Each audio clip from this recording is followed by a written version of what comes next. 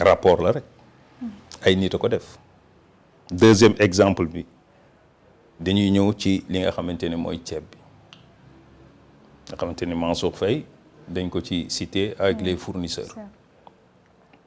Les fournisseurs, heureusement pour eux, ils n'ont pas vendu qu'à l'État parce que aussi ñu ngi doon jaay ay privé. Alors su fekkee ni fournisseurs yi kii nga xamante ni dérogation bi mayoon na ko ministère d'âge bi nga xamante ni dérogation mayoon na ko mu traiter directement avec les fournisseurs sans pour autant def appel d'offre mu ne non man damay def appel d'offre xam nga ni kooku bëgg na lu leer mu def appel d'offre ñu sélectionner les mieux disants sur les offres de prix yi mi amoon yëpp les mieux disants yooyu fournir ñu fay leen yow mi nga xamante ni yaay ñëw di vérificateur ngay vérifier si tout s'est bien passé nga gis que ni ceeb bi ñu ngi ko jëndee 275 lii waroon njëkk a nekk sa réflexe mooy nga ni est-ce que 275 lay jar présentement ci marché bi defuloo ko nga dem jëli arrêté boo xamante ni c'était en 2013 nga bëgg ko appliquer en 2020 ça pose problème parce que arrêté bi fixé woon prix ceeb bi fixé prix sucre fixé prix dëwlin mënoo ko indi ci contexte 2020 alors qu'il y a 7 ans de différence. Aujourd'hui on est en 2025. 2020 kilogramme ceeb mi ngi doon jar 275 tey en 2025 ñaata kilogramme ceeb di jar. 300. C'est entre 500 et 600. Ok. Ça c'est quasiment doublé. Alors pourquoi ñu trouver normal que 5 ans après que le prix se soit doublé alors que 7 ans après ñu bëgg que le prix reste le même. C'est pas possible. Ce qui veut dire que ni foofu il y a aussi problème. Le DAGE qui explique que ni quand le vérificateur est venu il avait demandé les prix de 3 denrées, le riz, le sucre et l'huile. Et les 3 prix yooyu mu demandé woon. Arrêté 2013 bi muy appliqué ceeb bi arrêté 2013 ñetti prix yooyu yëpp la waxoon. dafa wax ci ceeb wax ci dëwlin wax ci suukar. waaye léegi si tu trouves que ni y a surfacturation ci ceeb bi pourquoi waxoo que ni y a surfacturation ci dëwlin bi ak suukar bi. donc loolu vérificateur bi defu ko. ñu jàpp ni ceeb la am surfacturation mais surfacturation balaa mën a nekk fournisseur moo koy def. parce que mooy facturer. nga woo fournisseurs yi laaj leen fournisseurs yi ñëpp ni la ñun 275 la ñu jaayee waaye l'idée de surfacturation fan nga koy jëlee ci arrêté 2013 nga bëgg ko jëlee pour ñëw indi appliquer ko alors qu'on était en situation de guerre c'est-à-dire frontières yi tëj nañ leen ceeb dootul génn ceeb dootul dugg Sénégal les pays limitrophes ku ci nekk yaa ngi taxawoon di xaar rek fournisseurs u Sénégal yi bañ a jaay Sénégal pour que ñoom ñu passer commande parce que ñoom soxla woon nañ ceeb boo xamante ni dañ ko war a jox seen population.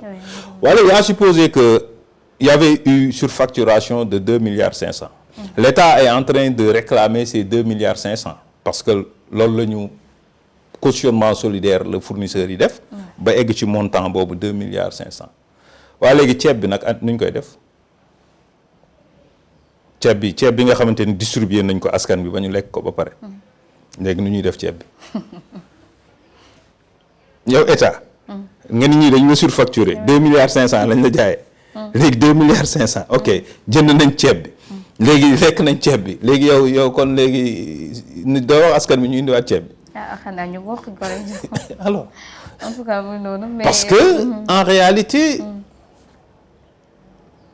yi ñu naan ku bëgg a rey sa xaj. da nga koy jiiñ voilà da nga koy jiiñ rage boo ko reyee benn vétérinaire du ñëw taxaw naan la lu sax nga rey xaj bi c'est bien vrai c'est bien de faire la reddition des comptes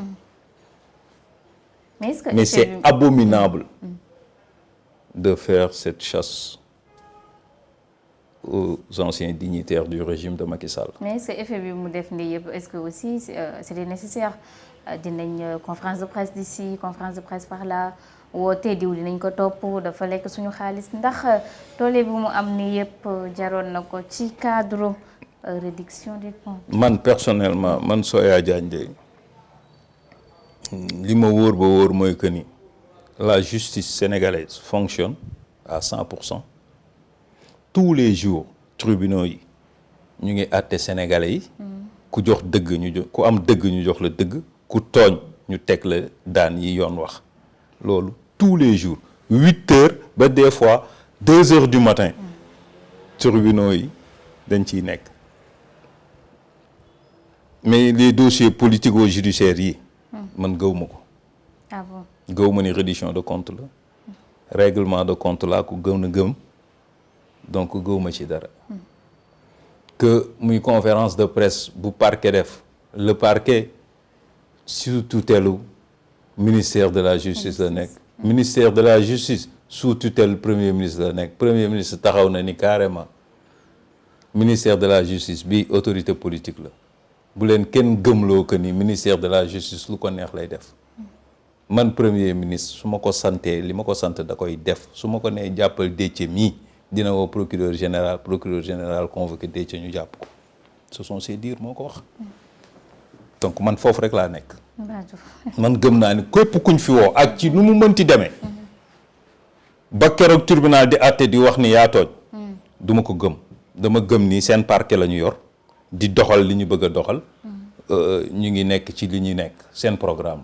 mais gouvernement bi aussi liñ ci nemmeeku moo di lever immunité parlementaire yi yaa bari na bu Barthélémy Dias bu daanaka Farba Ngom Moustapha Diop tey Ndeye Saly Diop Dieng loolu yëpp ñu ñëpp fare ci opposition bi noonu laa mën a waxee Assemblée nationale ndax jàpp nga ne nguur gi moo nar a compter plus de levée d'immunité parlementaire que bu Macky Sall. battre nañ record bi.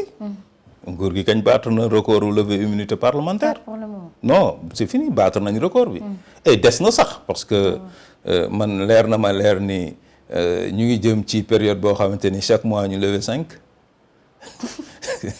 5 immunités. chaque mois jàppal ni chaque mois dinañ lever 5 immunités. loolu bariwul. mais au finish. ok nañ def ñoom nañ gëm ni seen reddition de compte lañ nekk. nañ convoqué képp ku mës a nekk ministre Macky Sall. ba Macky Sall ci boppam sax ñu ngi koy fexeel pour convoquer ko. nañ convoqué ñëpp. na ñëpp ñëw. nañ accuser ñëpp de vol. nañ jàpp ñëpp nañ tëj ñëpp mais au finish et après. ñu xool ndax après dëkk bi dina développer ba xool. et après est-ce que c'est ça qui va leur permettre de régler le problème des Sénégalais. Est-ce que c'est ça qui va leur permettre de régler le problème de chômage des jeunes. Est-ce que c'est ça qui va leur permettre de régler le problème de l'éducation nationale. Est-ce que c'est ça qui va leur permettre de payer les bourses des étudiants.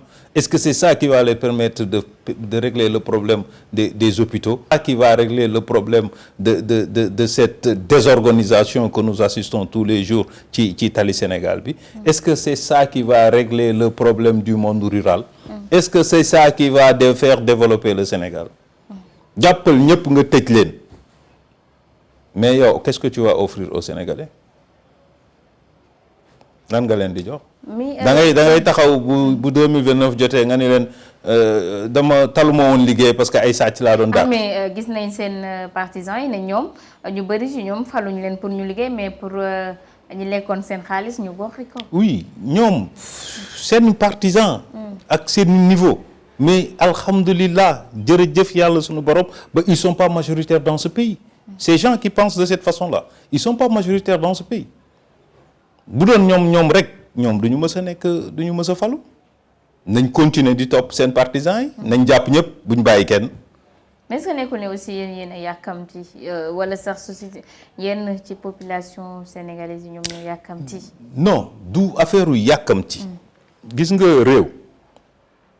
réew mënoo ko tabax ci féewaloo réew mënoo ko tabax ci xuloo bizarrement dafa yam ci làmmiñam kese mais à chaque fois que le président a l'opportunité de se présenter aux Sénégalais, de les parler, il dit tout le temps que dafa bëgg Sénégalais yi booloo bokk ndey bokk baay unité nationale. Mais bon, ce ne sont que des paroles.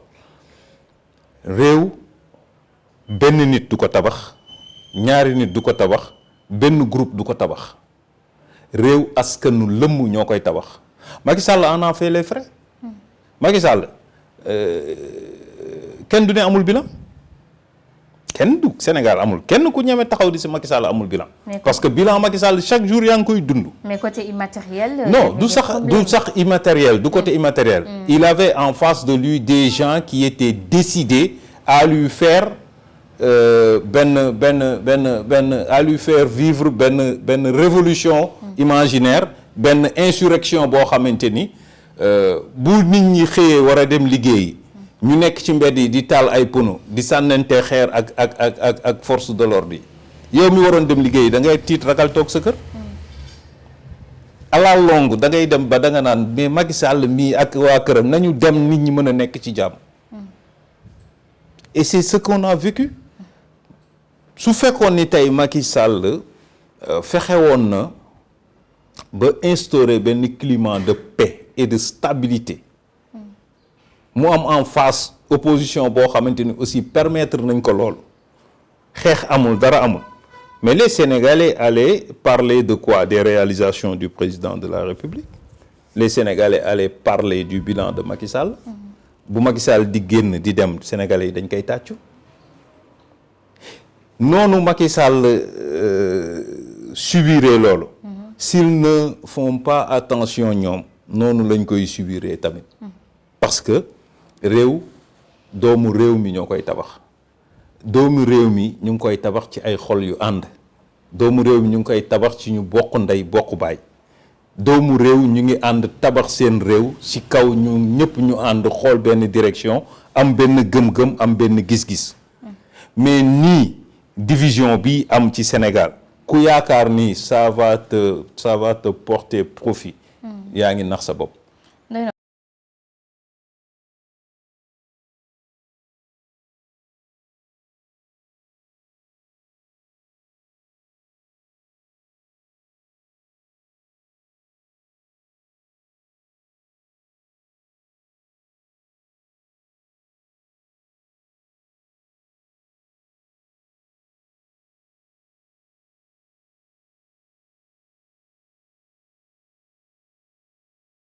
Le Sénégal est en train de se diviser d'une façon extrêmement grave.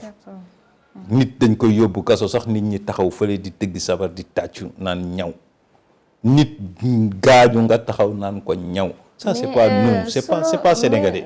tey xool yi lan moo ko yàq lan lañu mën a wax ne. Mais politique moom moo animé politique yàgg na di am ci réew mi te. oui mais politique bi façon bi Pastef defee politique kenn daf ko mës a defee Sénégal. De 1960 à nos jours façon bi Pastef opposé wu kenn mësu ko def. Ablaye Wade nekk na fi xale yi jox ko bopp muy opposé wu mais à chaque fois bu ñu ko bëgg a franchir loo la ligne rouge danaan leen jamais je ne vais jamais marcher sur des cadavres pour dugg biir palais. loolu la Ablaye Wade gëmoon dem ba dugal ko ci bopp ndaw yi nga xamante ni moom la àndaloon. Macky Sall mi bi muy wut bi conseil constitutionnel décidé ni Ablaye Wade a le droit de faire son 3e mandat. li mu jàppoon lépp daf ko bàyyi di maa ngi dem campagne wax ak sénégalais yi. Donc la façon dont Pastef s'est opposé au Sénégal parti musu ko opposé wu. La façon dont la haine existe actuellement dans la politique musul am Sénégal. te loolu nag seen intérêt la ñoom parce que ñoo yore càq bi. Macky Sall mënoon na fi nekk di moytu di daw di moytu parce que moom moo yoroon càq bi te bëggul woon càq bi dagg ci mbaatam mais ñoom tey ñoom ñoo yore càq bi. Donc c'est de leur intérêt à ce que ñu pacifier seen politique bi. C'est de leur intérêt à ce que ñu dalal dëkk bi c'est de leur intérêt à ce que ñu boole Sénégalais yëpp ñu bokk ndey bokk baay pour mën a liggéey Sénégal. léegi ñu wax ci leneen mu di conférence de presse bu waa coalition Diomaye président def nekk démb Aïda Mbodj yëkkati na fa ay kàddu xam le ne yenn ci ay kàddu yu tegginewul ñoom duñ ko xoolati wala di ko bàyyi muy tegu ci kaw le président Bassirou Diomaye Faye récapitulé nañ tamit les 1 an am na it ku ci àddu mu di patron DG Port di Waly Diouf Bodian mu ne dëkk mënul daanaka fonctionner avec autant de criminels économiques entre guillemets. Non bul entre guillemets kañ moom ay waxam la rek. moom il n'a pas mis les guillemets moom il a. avec autant de criminels économiques ne loolu ñoom faw ñu daanaka éliminer ces criminels économiques yooyu mën a taxaw ci li nga xam ne nii. indiwaat CREI quoi liggéey bi. nee na ñu indiwaat CREI quoi parce que CREI moo mën a régler le problème. Effectivement. Bon je vais commencer par la première question. c'est-à-dire Aïda Mbodj. bu taxaw wax que ni saaga yeeg xaste yeeg yëpp dootuñu ko nangu. dafa baax rek moom sama bàjjen Aïda parce que moom y a même pas une semaine defe naa moom subir na. benn lynchage boo xamante ni ci réseau yi boo xamante ni defe naa durant toute sa carrière politique musul dund lu mel noonu moom am na tàkkusaanam fii ak booyu Ousmane Sonko yi moom am na seen tàkkusaan ak ñoom booyu Pastef yi te yaakaar naa ne loolu ci carrière politique am musu ko dund ce qui veut dire quoi saaga yi xaste yi wax lu bon ci arène politique buñ ko xool feneen nañ ko xool ci seen camp. Les gens là ils vont s'opposer de ils vont s'opposer ba dugg boîte vocale mais je reste persuadé parce que li ma xam ci ñoom ils ne feront jamais comme Pastef ils ne vont pas s'opposer de la même manière que Pastef pour saaga xaste toj taal menace non loolu buñ koy wax na yem ci ñoom parce que ñoom ñoo mel noonu ñoom la loolu nekk ci seen ADN mais ñii tal nañ leneen lu dul loolu et je reste persuadé qu'ils ne vont jamais s'opposer de la même manière que Pastef encore une fois de plus maintenant que Diomaye président toog ba mu neex ko mu woote conférence de presse mais Diomaye président xanaa c'est juste à la personne de Aïda Mbodj et de ses amis qui sont dans le gouvernement parce que si je me trompe pas ñi ma gis ñu toogoon démb ci table Diomaye président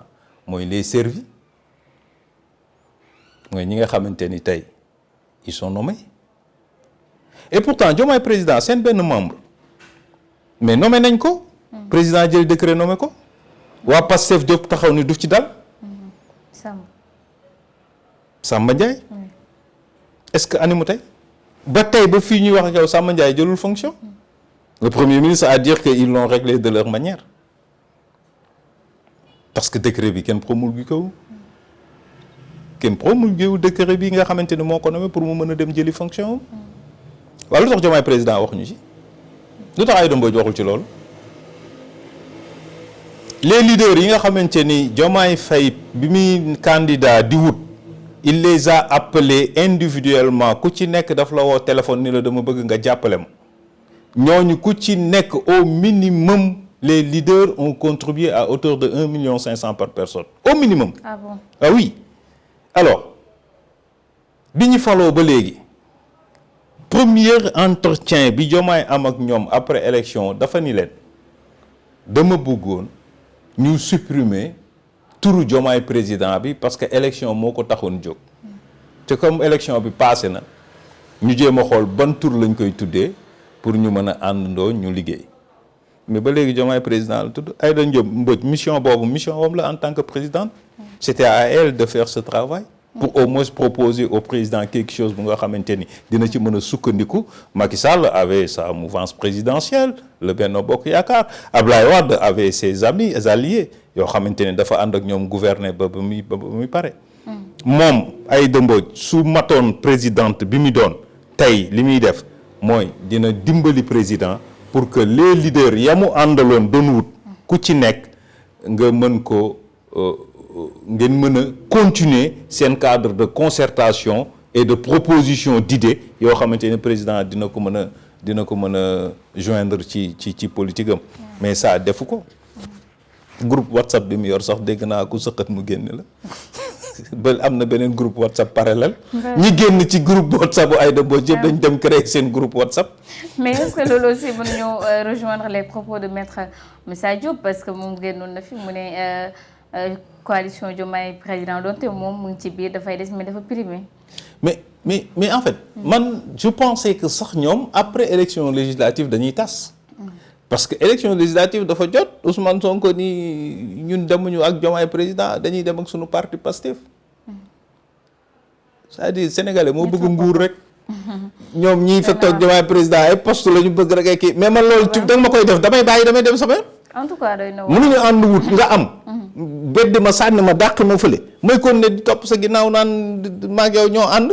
ànd boobu ci ban sens la. ànd boo xamante ne buñ la nommé buñ jógee yuuxu doo jël fonction. bi ma faloo ba léegi benn yoon lañ mës a toog ñu waxtaan. rencontre des présidents xaw ma nuñ koy tuddee sax des leaders xaw ma lan conférence des leaders xaw ma defuñu ko. groupe WhatsApp